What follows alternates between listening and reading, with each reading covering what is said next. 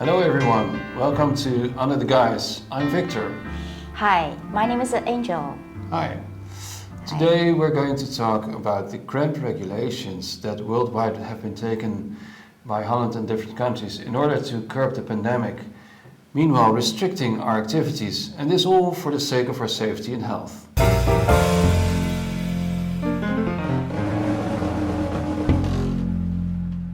In the Netherlands, the curfew regulations implemented to control the epidemic have been in place since 4 weeks now. Since January 23, from 9 p.m. to 4:30 the next day in the morning, you're not allowed to go out anymore. And if you do so and they catch you, you will be fined 95 euros. It has been the first time since World War II that such a curfew has been imposed on the Dutch people. How do you feel about such a curfew, Angel? Don't mention it. Even though I used to live in communist China, I have never experienced such curfew before. Well, actually, the Dutch people have never experienced such a thing either. You know what? Since the concept of curfew has never been on my mind before, now I have to pay special attention to my watch every single time before I go out to throw away the trash at night. Otherwise, I might accidentally violate the law. Oh, yeah. I'm sorry to hear that, but maybe you should just consider another time to throw away your trash, not just in the middle of the night when everybody's asleep. But anyway, my impression is that most of Dutch people are already quite fed up with this measurement. I also heard that there are even riots in many Dutch cities because of that. Although the riots should undoubtedly be condemned, but this phenomenon also shows that the government's measures are quite unpopular among the people. Oh yeah, precisely. And what you've been seeing is that under the guise of protesting against these regulations, many people go out on the streets and commit all kinds of wrongdoings like violence and plundering and those kind of things. You're right. I also heard that due to the curfew, borrowed dog services have suddenly become very popular in the Netherlands.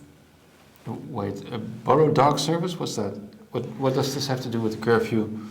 It's some kind of a services aimed to people in need of dogs to go out during curfew hours, because dog walkers are exempted from stay-at-home orders. Okay. A website dedicated to this service has been overwhelmed with requests.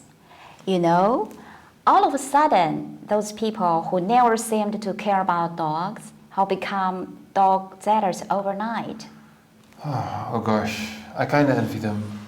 You mean you envy dog owners or dog walkers? No, the dogs. They even enjoy more freedom than their owners. Oh, but you're right. Now, humans are not necessarily freer than their pets. To put it frankly, I even don't know if it's a human walking the dogs or the dogs walking humans. Oh no! Speaking of this, it reminds me of the situation in China.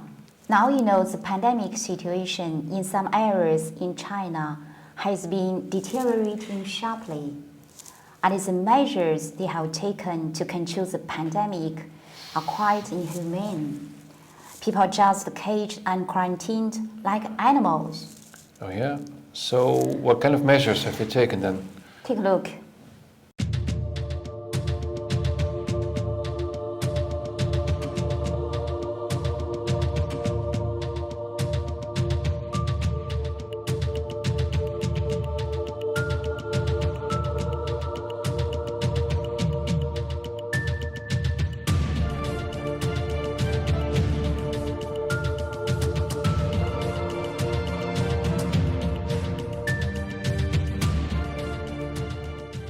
You can see they fenced the residential buildings with yellow temporary walls, prohibiting entry and exit of residents living in the buildings. What? Those people are just living there and fenced in like animals in captivity.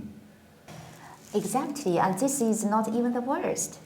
In December last year, the pandemic situation in Dalian worsened rapidly. The local law enforcement officers even nailed the gates of the residential buildings to prevent them from going out. What?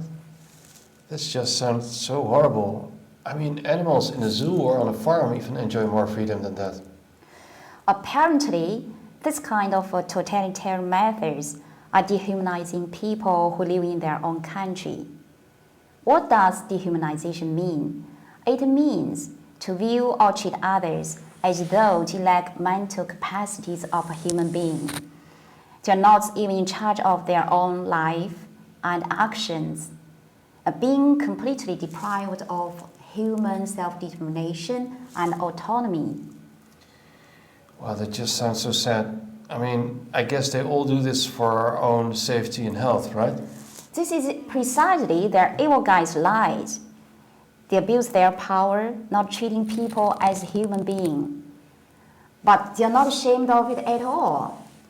They even openly claimed that this is for the well-being, safety, and the health of the whole society. Do you see that? The sacrifice of the small part of the society is great and worthwhile. But in reality, those people have never had an opportunity to decide whether to sacrifice themselves or not. They are simply sacrificed. How is it different from killing? What you said sounds very reasonable and thought-provoking. But actually, what we've been seeing is lately in the West, many Western countries have been taking similar measures. And China is being praised for its success in fighting the pandemic. But meanwhile, what we've been seeing is a toxic scenario developing wherein freedom, agency, basic rights, health, and lives of people are at risk. And yet they even fail to control the pandemic. Yes, I fully agree.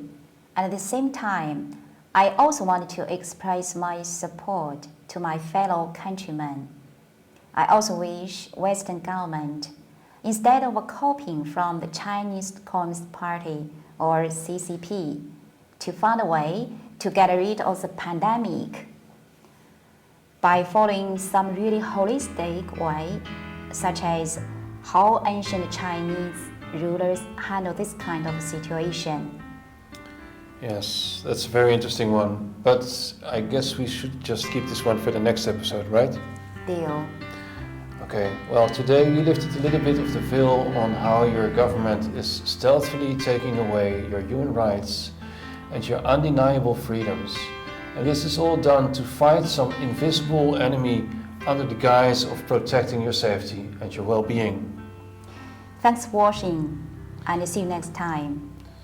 Yes, if you like our video, please like our video, share our video, and subscribe to our channel.